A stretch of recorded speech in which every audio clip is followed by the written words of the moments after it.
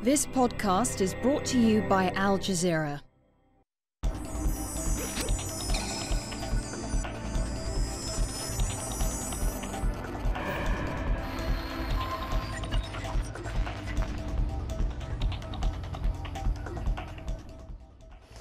Hello, I'm Richard Gisbert, and you're at The Listening Post. This week, healthcare reform and the American media.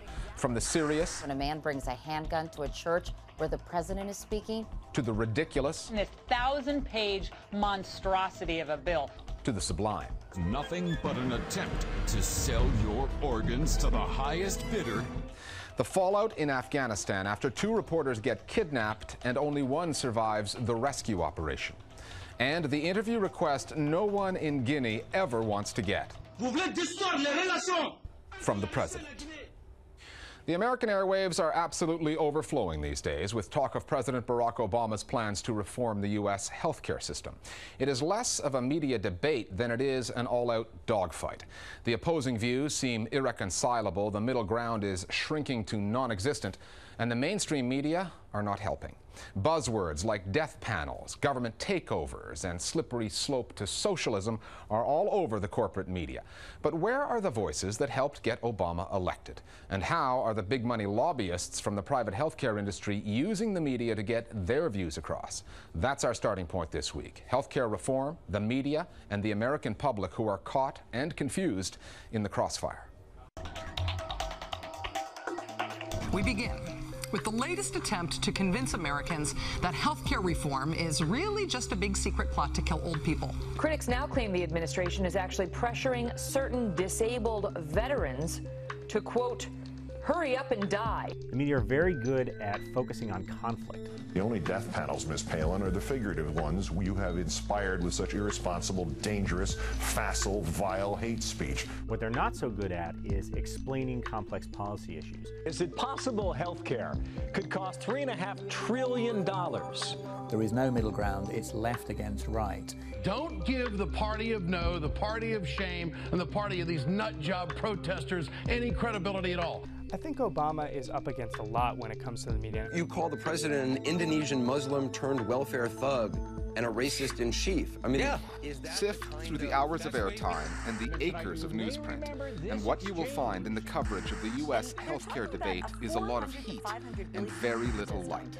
A surplus of heated voices, a shortage of facts that would enlighten a news audience over what exactly President Obama is proposing.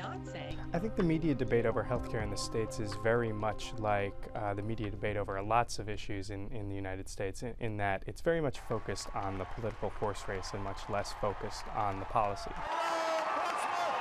And so what you get is a lot of coverage of the most extreme elements of the debate, which in this case has been people from this nascent anti-government movement who are bringing guns to rallies, who are holding up signs comparing Barack Obama to Adolf Hitler. No government health care! Who are screaming and yelling a lot.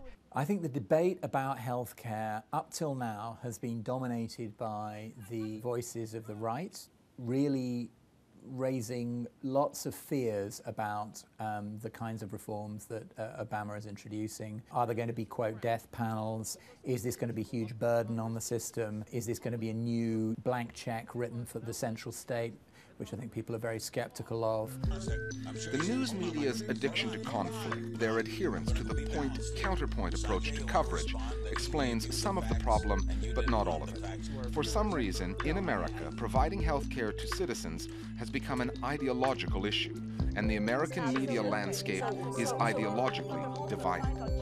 So you have, on the one hand, a really tiny actual liberal media of some liberal magazines and liberal talk show hosts that's not very influential. You have a very influential conservative media that's aggressively partisan. And then you have a mainstream media that most of the time is taking kind of that he said, she said approach to things. This is what one side says, this is what the other side says. That makes the conservative media much more effective.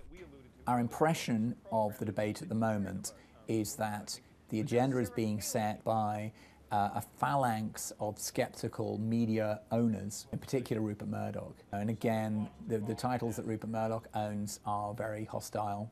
So, you know, from the Wall Street Journal to Fox News. One piece of advice to Obama would be, if you can persuade Rupert Murdoch that your reform is beneficial to Rupert Murdoch, then you might get it through. I think the drug companies, insurance companies are shaping the debate in a lot of ways. You've seen stories about insurance companies spending $1.4 million a day on lobbying. That also includes media, paid media, it includes earned media. We're America's health insurance companies, supporting bipartisan reforms that Congress can build on. The opposition has been coming from kind of a loose coalition of conservative groups, some of which are funded by industry, along with conservative media figures themselves. People like Rush Limbaugh. The Fox News channel has basically turned itself into a 24-hour opposition to health reform. So that's where the real pressure from the outside is coming. They are trying to ram this thing through without the public knowing what's in this 1,000-page monstrosity of a bill. And as the voices of dissent have been amplified in the media, President Obama has seen support for his health care reform plans slide. Obama got to the White House partly because of his online election campaign. His harnessing of the so-called net roots helped get people interested and helped get out the vote. Some of those same people are now fighting online to help Obama win the battle over health care. Not surprisingly, there are powerful groups with a huge self-interest in seeing this reform fail.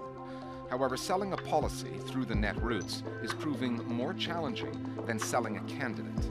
I think that's purely a function of the fact that when he was getting elected, it was a single message. Change has come to America. Very vague, very easy to put across, and very easy to build a wide constituency around. With health care, there are losers as well as winners, and it's harder to build that kind of grassroots support. They've raised their voices loud and clear that they don't want this massive government takeover of our healthcare system. It's much easier to get people motivated for an election when you have somebody that you like and someone you dislike, and there's that one day when it's all going to happen. It's very easy to get people excited about that and to organize them. But then when you're talking about a piece of legislation that's full of compromises and that doesn't actually have an event where you participate, where you go and cast your vote, it's much more difficult to get people excited. Getting people excited about healthcare might not be easy. However, in this age of ubiquitous media and 24-hour news, the media should at least be able to inform people. Surveys in the U.S. indicate that is not happening. Are we really still debating health care when a man brings a handgun to a church where the president is speaking? If you actually ask people, you go down point by point and ask them, would you favor this idea? The public is actually strongly in favor of almost everything that the administration wants to do in this health care overhaul. But then if you ask them, do you favor the Obama health care plan without explaining it, it turns out the public is split right down the middle. And that ultimately can't be explained by almost anything else than a failure of the press. A failure of the press or a victory? That depends on which news outlet you're talking about. Is at 50%, now worse than Bush's was after the first 6 months. He has fallen 7 points. Here's how our Global Village voices see the reporting of the healthcare story in America. The news media's coverage of the healthcare debate is like a football game gone out of control, where networks like Fox and MSNBC are acting like referees gone wild. The traditional media is set up to cover both sides of every story, that being the Republican side of the debate and the Democratic version of events.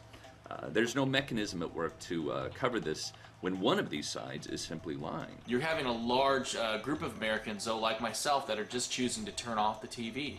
Most of my news content is gotten from the internet, and we're just not watching the debate. If you'd like to be one of our Global Village voices, here's how you can get in touch. Just go on Facebook and look for the Listening Post page. We have more than 2,000 viewers signed up there. You can also follow us through Twitter. We will let you know via Facebook and Twitter what stories we're working on and how you can get with the program. And there's always our email address, listeningpost@aljazeera.net, if you want to get in touch the old-fashioned way. Our News Bites section this week will take us to Africa, north and south. as well as Argentina. But first, a poll that might explain that American healthcare story and the perception of news in the U.S. Trust in the American news media has plunged to its lowest level in almost 30 years, with more people saying that reporting is inaccurate, biased, and shaped around special interests. That's according to a new survey by the Pew Research Center. 63% of respondents said news articles were often inaccurate, and only 29% said the media generally get the facts straight. In both cases, those numbers have shifted, gotten worse, by 10% in just 2 years. And opinions are divided along political lines. When asked about CNN or MSNBC, Democrats were much more favorable than Republicans. Fox News, on the other hand, was seen much more positively by Republicans than Democrats, which ought to surprise no one. Ugandan airwaves are considerably quieter these days. 4 radio stations and a talk show host are off the air in the aftermath of riots that took place in the capital, Kampala. The riots began when the king of the Buganda ethnic group was blocked by government forces from visiting a part of the country. Supporters of the king called that an insult. They clashed with security forces. The country's information minister suspended the radio stations after she said they incited the street battles through their broadcasts and breached what she called, quote, minimum broadcasting standards, unquote. Live political debate programs, which are very popular in Uganda, have also been indefinitely suspended by the government. Being interviewed on television can be a nervy experience. It's even more intimidating if your interviewer calls himself the president and he's wearing an army uniform. Captain Moussa Dadis Camara is the military ruler of the Republic of Guinea, and he uses his nightly Dadis show as the platform to interrogate and in many cases harangue government officials, businessmen, even members of his own family over corruption, primarily involving the trafficking of drugs under the previous government. Captain Dadis routinely obtains confessions from his guests, although that might have less to do with his interviewing skills than the presence of other guests on the studio set, the ones carrying Kalashnikovs. There's a nasty political fight underway in Argentina between the country's premier power couple and one of the largest multimedia companies in Latin America, Grupo Clarín. President Cristina Fernandez, the wife of former President Nestor Kirchner, and Grupo Clarín used to get along, but they fell out over a political cartoon that depicted Senora Fernandez with an X taped over her mouth. Fernandez says she took that as a mafia-like threat. She then proposed a law that would dismantle the newspaper and cable television branches of the media giant. Clarín responded with a string of exposés on the presidential couple and then found itself being audited, which can be an occupational hazard for news outlets that investigate government leaders. South Africa's biggest internet service provider, Telkom, has been put in its place by a carrier pigeon. A financial services company based in Durban called The Unlimited was so dissatisfied with the slow speed of downloads in South Africa that it devised a test of old technology versus new. So it strapped a 4-gigabyte memory stick to a pigeon's leg and sent it on a 100-kilometer flight to see if it could send data faster than the service provider could over a broadband line. According to the company, the pigeon delivered the memory stick, which was then uploaded much faster than it took to transfer the data online. Telkom denied that the problem was its fault and argued the financial services company is part of the issue, and the pigeon, named Winston, now has his own website. We're back after the break with a story on journalists being kidnapped in Afghanistan.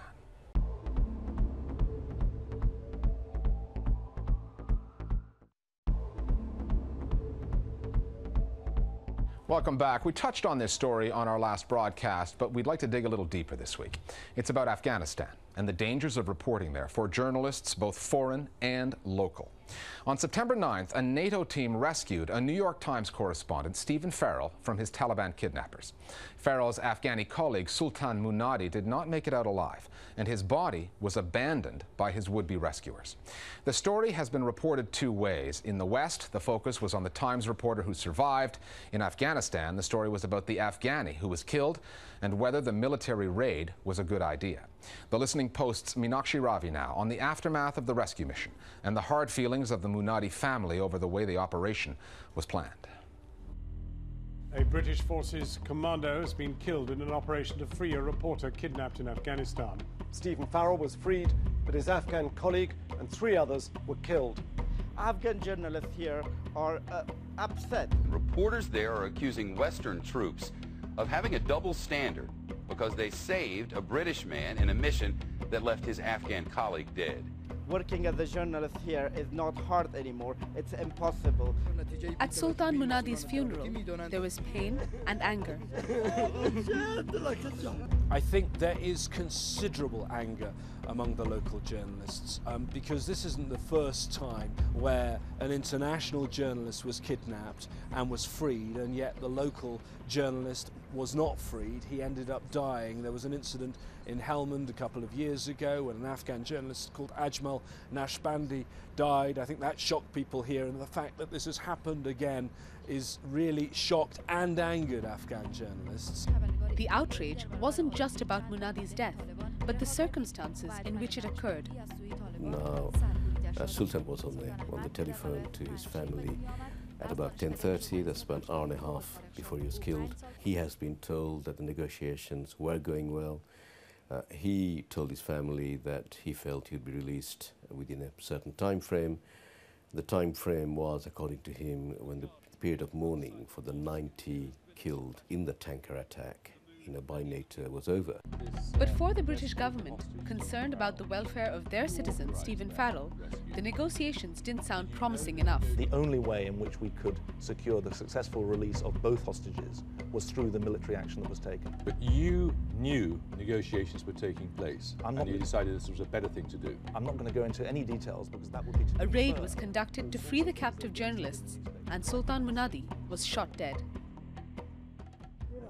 The way they handled the operation was unfair, and they should have, I think, also taken into consideration the importance of the life of Mr. Sultan. At least they should have tried their best to have, I think, salvage the corpse. They didn't bother with that. Yeah, the family is really shocked, and they don't know how to react in this situation. They just are blaming several people, just feel that this is really injustice done to them, to this family.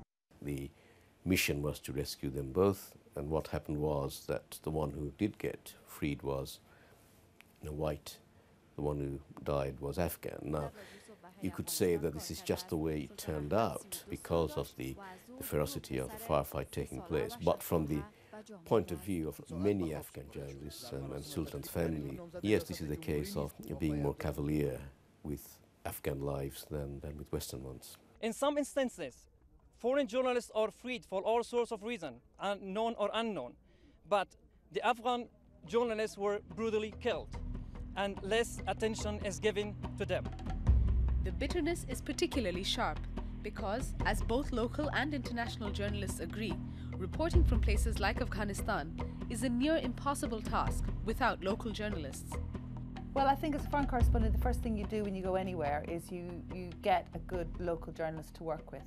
And I would say that's 90% of the battle. If you can actually get there, find a good local journalist, then it just transforms the way that you work. We would not be able to do the job that we do here at Al Jazeera, and I don't think any other international broadcaster would be able to do the job without Afghan journalists. So I have to say I'm standing here in front of this camera as a foreigner, but the man behind the camera is an Afghan, the man in the satellite truck is an Afghan, and the producer beside me is an Afghan. It's mainly Afghans doing this job. We rely on Afghans, and we rely most on Afghans for our safety. They are the people that keep me alive on a daily basis. This is Kalacha village.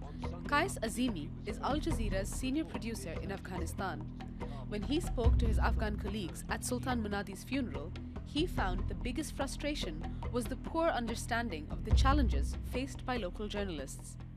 Afghan journalists here are very disappointed. They think they are facing many challenges. The first challenge, the value of their life. And also, then another challenge, working here is so hard because neither the Afghan government or Taliban believe on free media. When you go to do a story, no one will feel that you are doing this story because you are a free journalist. Everyone will think that you are doing this story because you belong to someone or you belong to you want something out of this story. Since the start of the war in 2001, 19 journalists have been killed in Afghanistan, more than half of them Afghani.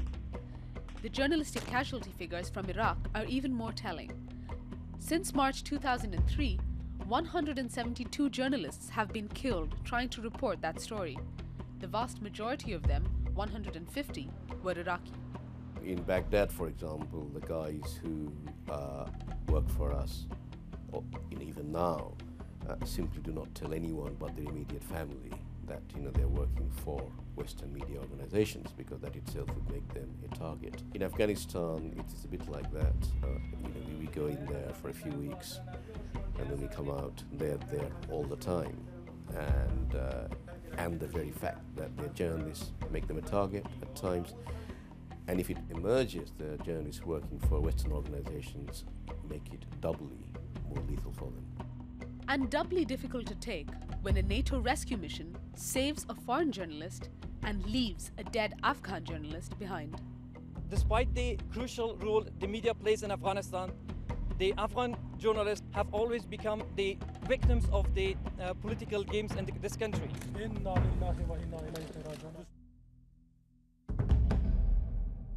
More Global Village Voices now on local and foreign reporters and the relative risks. I think we're at a point now as media professionals where we have to help Western audiences value the work of Indigenous journalists. I think the belief held by many editors that the work of the local journalists is not going to be as engaging to Western audiences needs to change. And the fact remains that Mr. Minardi was working with and not for Mr. Farrell. And as such, he's entitled to the same level of care and protection. If journalists stop reporting in war zones because they've become kidnapped targets, or if the media stops reporting on kidnapped journalists, what does this say? To me, it says the media has raised the white flag on the fight to report the truth. And if they've given up on that battle, then they've truly lost the war on propaganda. Finally, here at the Listening Post, we've been known to call out media outlets when they oversimplify important issues or blow arguments out of proportion. So we need to take another quick look at what passes for the healthcare debate in the U.S. mainstream media. This viral video cartoon mocks conservative media's extreme distrust of President Obama's ideas. And like all good satire, it contains some disturbing elements of truth. The video, like the president, is taking a lot of hits on the net, so we made it our web video of the week. We'll see you next time at the Listening Post. Healthcare reformers would have you believe they want to keep you healthy, but nothing could be further from the truth. Their plan to make your health coverage affordable is nothing but an attempt to sell your organs to the highest bidder in China. Though their reforms will foster competition among insurers, their real plan is to use unnecessary medical procedures to turn Sarah Palin into an unattractive man who would kill Todd. Sure, reform would prohibit companies from denying you coverage, but that really means President Obama will personally slay your elderly grandparents and mercilessly drown this innocent puppy. Stop this reform madness now, before Obama sneaks into your bedroom and feeds Nancy Pelosi your still beating heart. Paid for by Americans for Insurance and Drug Company Prosperity, who enjoy paying more and getting less.